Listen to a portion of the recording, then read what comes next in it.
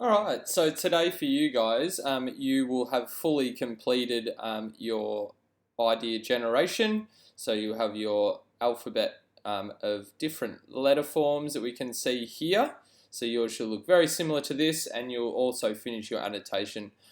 So today you're going to be developing your typographic language and understanding the actual anatomy of typography before creating an actual typeset, or a type family as we call it. So for you today, what you need to do first things first is to get onto your online folio. Simply create a new slide below your idea generation.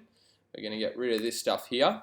So what I want you to do first is simply Command C, copy this image you have here, paste it on a new slide, and then we have our cropping tool. So this cropping tool here, and what we want to do is get both of our chosen letters and crop those down so we have just the letter itself. And then we're going to do a type anatomy exercise where we label these fonts using our type anatomy language. Alright, so I'll just go back to my slide, Command C, paste another one on here. Up the top you'll see the cropping tool.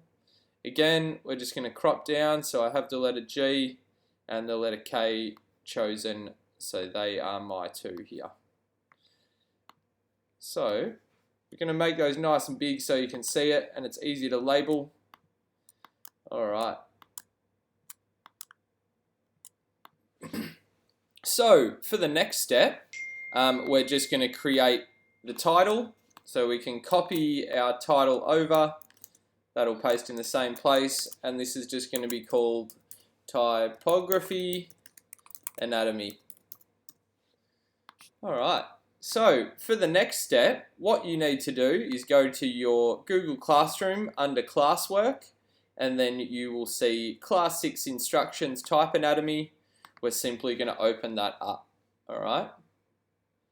So, as we can see straight away on the first page of the slides, there is lots of different language that can be applied when actually using the correct language and terminology to describe all the little intricate things that are going on with our typefaces. So what we're going to do today is a little labeling exercise. So if we go to step 1, we want you to describe our two chosen letter forms using the correct terminology. You will do this by labeling the following for each letter.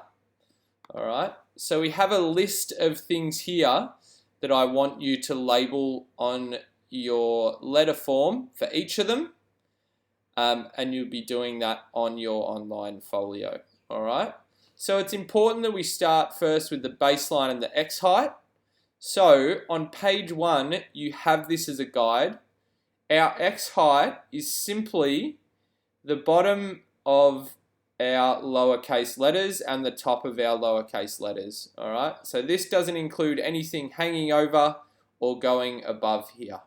Alright, so that's what we're going to do first. So if we go back to our classwork here, we have a line tool that we can select. Alright, and you can simply use this by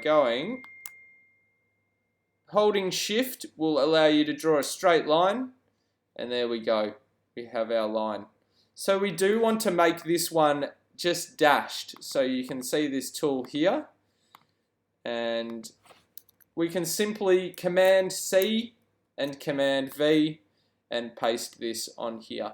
Alright, so now we have our X height, which is this space in between here for our lowercase letters. Alright.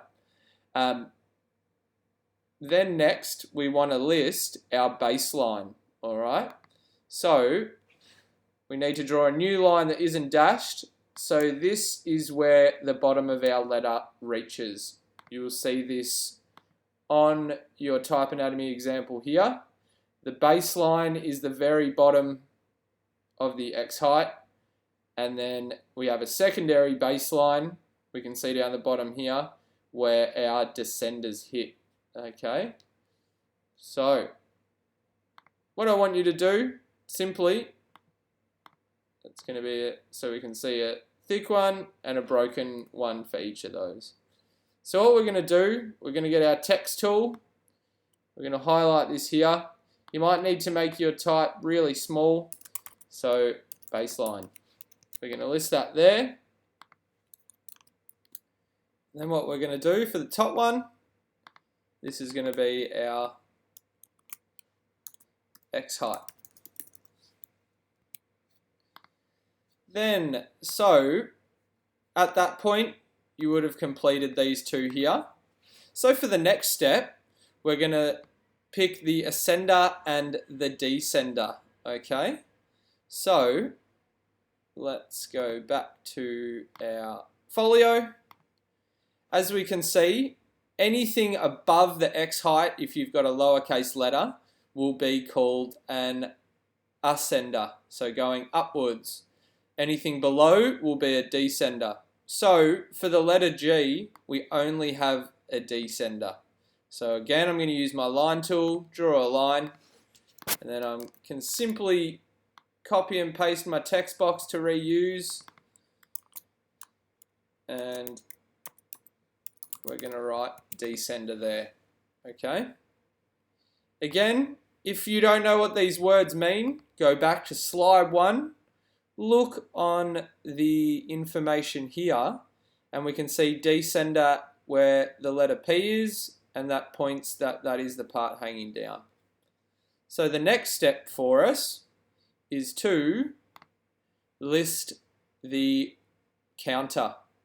So the counter, we can see here on the letter P below, is simply if there is an enclosed shape or space within the letter.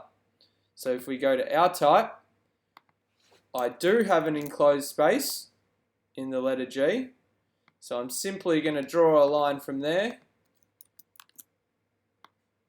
And I'm going to use the same type again. And this is going to be called my counter. The next step, a terminal. So as we can see on the letter T here, a terminal is when we have a sharp ending of any letter. So if we look at our letter M at the top here, any part that hits the baseline is called our terminal. Okay?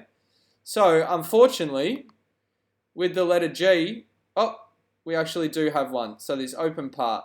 So that any time the terminal is the end of your letter. So it may not hit the baseline, for example, for a G or for a J or for an S. Any letter, it's simply the final point where your letter ends, okay? So there may be multiple terminals. We can see on my K here, there's actually 2 terminals, all right?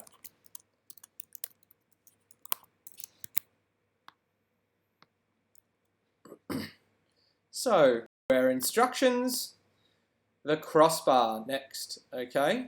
So if we look at our example, a crossbar is simply something that gaps the shape between 2 letters, okay?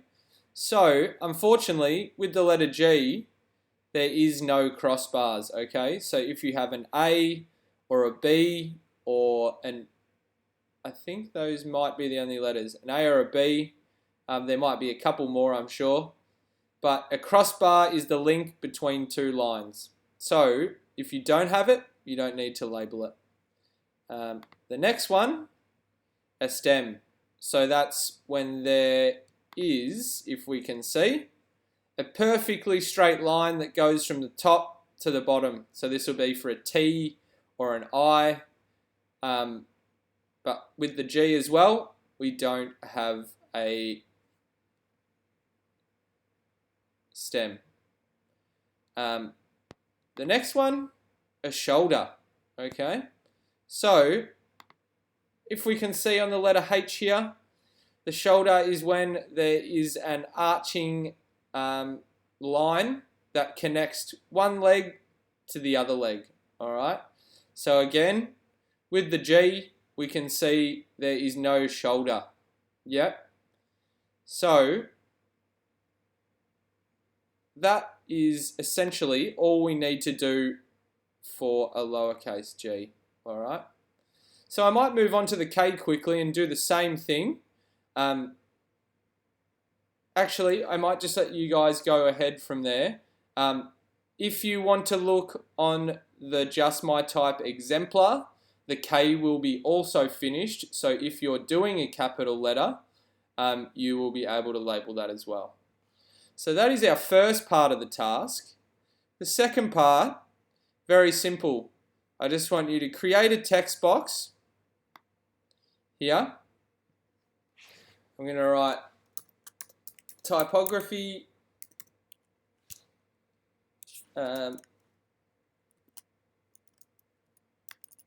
typography video. So for the second half of the lesson, you guys are just going to be watching a video from a designer discussing how to create an actual type family. So creating a cohesive type family, and this will give you some great tips when moving forward and creating your own type family. You will have to create 2 words for each of these letters, so this will help you greatly. This video will be found in today's post, and there will be a YouTube link. Alright, so as we're still working on the post, you will see it'll look like this under task 3, and you'll find this YouTube link here. Okay, so hopefully that's clear. Don't hesitate to ask any questions in the meet if you need. Okay, thank you.